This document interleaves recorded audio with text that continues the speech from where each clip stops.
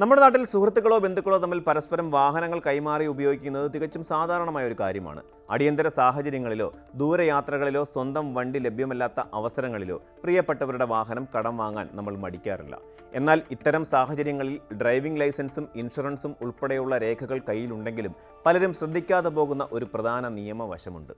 മറ്റൊരാളുടെ വാഹനം അദ്ദേഹത്തിൻ്റെ രേഖാമൂലമുള്ള അനുവാദമില്ലാതെ ഓടിക്കുന്നത് ഇന്ത്യൻ മോട്ടോർ വാഹന നിയമപ്രകാരം ശിക്ഷാർഹമായ കുറ്റമാണ്. കേൾക്കുമ്പോൾ നിസ്സാരമെന്ന് തോന്നാമെങ്കിലും 5000 രൂപ വരെ പിഴയോ തടവോ ലഭിക്കാവുന്ന ഒരു നിയമ കുരുക്കാണിത് എന്ന യാഥാർത്ഥ്യം പലരും തിരിച്ചറിയുന്നത് ഒരു പോലീസ് പരിശോധനയിൽ അകപ്പെടുമ്പോൾ മാത്രമായിരിക്കും.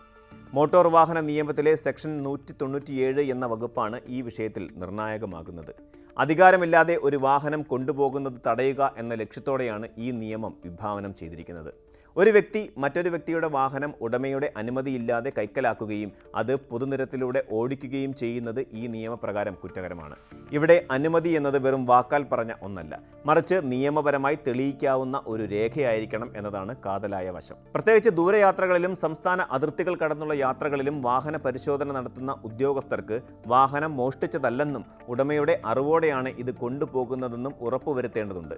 ഇത്തരം സാഹചര്യങ്ങളിൽ ഡ്രൈവർ ഓതറൈസേഷൻ ലെറ്റർ അഥവാ DAL ഡ്രൈവർ ഓതറൈസേഷൻ ലെറ്റർ എന്ന അനുമതി പത്രം നിങ്ങളുടെ സുരക്ഷാ കവചമായി മാറുന്നു.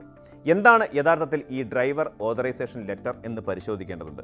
ലളിതമായി പറഞ്ഞാൽ, ഒരു വാഹനത്തിൻ്റെ ഉടമ തൻ്റെ വാഹനം മറ്റൊരു പ്രത്യേക വ്യക്തിക്ക് ഒരു നിശ്ചിത കാലയളവിലേക്ക് ഉപയോഗിക്കാൻ അനുവാദം നൽകുന്നു എന്ന് സാക്ഷ്യപ്പെടുത്തുന്ന രേഖയാണിത്. ഈ കത്തിൽ വാഹന ഉടമയുടെ പൂർണ്ണമായ വിവരങ്ങൾ, വാഹനത്തിൻ്റെ രജിസ്ട്രേഷൻ നമ്പർ, എൻജിൻ ചേസിസ് നമ്പറുകൾ, വാഹനം ഓടിക്കുന്ന വ്യക്തിയുടെ ആധാർ നമ്പർ ഉൾപ്പെടെയുള്ള വിവരങ്ങൾ എന്നിവ കൃത്യമായി രേഖപ്പെടുത്തിയിരിക്കണം. ഇത് സാധാരണ പേപ്പറിലോ അല്ലെങ്കിൽ വെള്ളക്കടലാസിലോ എഴുതി തയ്യാറാക്കാം. എങ്കിലും അതിൽ ഉടമയുടെയും ഡ്രൈവറുടെയും ഒപ്പുകൾ നിർബന്ധമാണ്. ഇന്ന് പലരും ഓൺലൈൻ വഴിയും ഇത്തരം അനുമതി പത്രങ്ങൾ തയ്യാറാക്കാറുണ്ട്. നിയമപരമായ കൃത്യത ഉറപ്പുവരുത്താൻ തീയതിയും സ്ഥലവും കൃത്യമായി അതിൽ ഉൾപ്പെടുത്തേണ്ടത് അത്യാവശ്യമാണ്. സംസ്ഥാന അതിർത്തികളിൽ നടക്കുന്ന പരിശോധനകളിൽ ഇത്തരം രേഖകൾക്ക് വലിയ പ്രാധാന്യമുണ്ട്.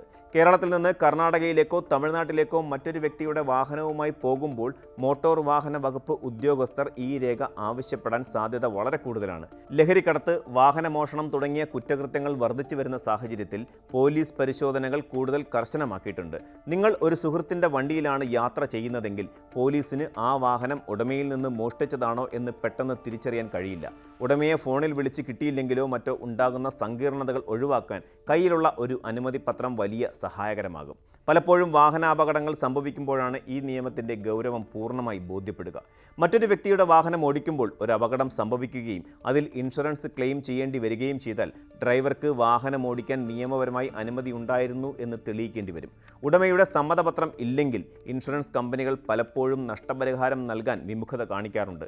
അതുകൊണ്ട് തന്നെ സുഹൃത്തിൻ്റെ വണ്ടി വാങ്ങി ഓടിക്കുന്നത് കേവലം ഒരു സൗഹൃദത്തിൻ്റെ പുറത്തുള്ള കാര്യമായി കാണാതെ അത് വലിയൊരു നിയമപരമായ ഉത്തരവാദിത്തമാണെന്ന് തിരിച്ചറിയേണ്ടതുണ്ട്. നിയമം ലംഘിച്ചാൽ 5000 രൂപ വരെ പിഴയോ അല്ലെങ്കിൽ 3 മാസം വരെ തടവോ ഈ വകുപ്പ് പ്രകാരം ലഭിക്കാം. ഈ നിയമം നടപ്പാക്കുന്നതിന് പിന്നിൽ സുരക്ഷാപരമായ പല കാരണങ്ങളുമുണ്ട്. മോഷണം പോയ വാഹനങ്ങൾ മറ്റൊരാളുടെ പേരിൽ ഓടിക്കുന്നത് തടയുക എന്നതാണ് ഇതിൻ്റെ പ്രധാന ലക്ഷ്യം. കൂടാതെ വാടകയ്ക്ക് വാഹനങ്ങൾ നൽകുന്ന ഏജൻസികൾ കൃത്യമായ മാനദണ്ഡങ്ങൾ പാലിക്കുന്നുണ്ടെന്ന് ഉറപ്പുവരുത്താനും ഇത് സഹായിക്കുന്നു. വ്യക്തിപരമായ ആവശ്യങ്ങൾക്ക് വാഹനം കൈമാറുമ്പോൾ പോലും ഇത്തരം സുരക്ഷാ മാനദണ്ഡങ്ങൾ പാലിക്കുന്നത് രണ്ട് വ്യക്തികളുടെയും സുരക്ഷയ്ക്ക് വളരെ ഉത്തമമാണ്. വണ്ടി നൽകുന്ന ഉടമയ്ക്കും വണ്ടി ഓടിക്കുന്ന ഡ്രൈവർക്കും ഒരുപോലെ സംരക്ഷണം നൽകുന്ന ഒന്നാണ് ഈ രേഖ. തൻ്റെ വാഹനം ദുരുപയോഗം ചെയ്യപ്പെടുന്നില്ലെന്ന് ഉറപ്പാക്കാൻ ഉടമയ്ക്കും താൻ നിയമവിരുദ്ധമായല്ല വാഹനം ഓടിക്കുന്നതെന്ന് ബോധ്യപ്പെടുത്താൻ ഡ്രൈവർക്കും ഇത് സഹായകരമാണ്. നമ്മുടെ സമൂഹത്തിൽ ഇപ്പോഴും പലർക്കും ഇത്തരം നിയമവശങ്ങളെക്കുറിച്ച് വലിയ ധാരണയില്ല. എൻ്റെ കൂട്ടുകാരൻ്റെ വണ്ടിയല്ലേ, അവന് പരാതിയില്ലല്ലോ എന്ന ചിന്താഗതിയാണ് പലരെയും ഇത്തരം രേഖകൾ തയ്യാറാക്കുന്നതിൽ നിന്ന് പിന്തിരിപ്പിക്കുന്നത്. എന്നാൽ റോഡിലെ പരിശോധനയിൽ പോലീസിനോ മോട്ടോർ വാഹന വകുപ്പിനോ നിങ്ങളുടെ സൗഹൃദത്തേക്കാൾ വലുത് രേഖകളാണ്. ഉടമയ്ക്ക് പരാതിയില്ലെങ്കിലും അധികാരമില്ലാതെ വാഹനം കൊണ്ടുപോയി എന്ന സാങ്കേതിക വശം മുൻനിർത്തി നിയമ നടപടി സ്വീകരിക്കാൻ ഉദ്യോഗസ്ഥർക്ക് അധികാരമുണ്ട്. അതുകൊണ്ട് തന്നെ വണ്ടി വാങ്ങുമ്പോൾ ലൈസൻസും RC ബുക്കും മാത്രം ചോദിച്ചു വാങ്ങാതെ ചെറിയൊരു സമ്മതപത്രം കൂടി എഴുതി വാങ്ങുന്നത് ശീലമാക്കേണ്ടതുണ്ട്. അവസാനമായി ഒരു കാര്യം കൂടി, സുരക്ഷിതമായ യാത്ര എന്നത് നിയമങ്ങൾ പാലിച്ചുകൊണ്ടുള്ള യാത്ര കൂടിയാണ്.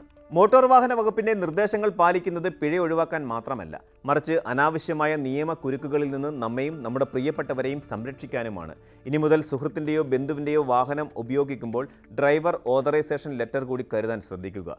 അത് നിങ്ങളുടെ യാത്ര സുഗമമാക്കുമെന്ന് മാത്രമല്ല, നിയമം അനുസരിക്കുന്ന ഒരു പൗരൻ എന്ന നിലയിൽ നിങ്ങളുടെ ഉത്തരവാദിത്തം നിറവേറ്റാൻ സഹായിക്കുകയും ചെയ്യും. അറിവില്ലായ്മ നിയമത്തിന് മുന്നിൽ ഒരു ഒഴിവുകഴിവല്ല എന്ന സത്യം എപ്പോഴും ഓർമ്മയിലുണ്ടാവണം. കൂടുതൽ വാർത്തകൾക്ക് news 18 Keralam YouTube channel subscribe ചെയ്യുക.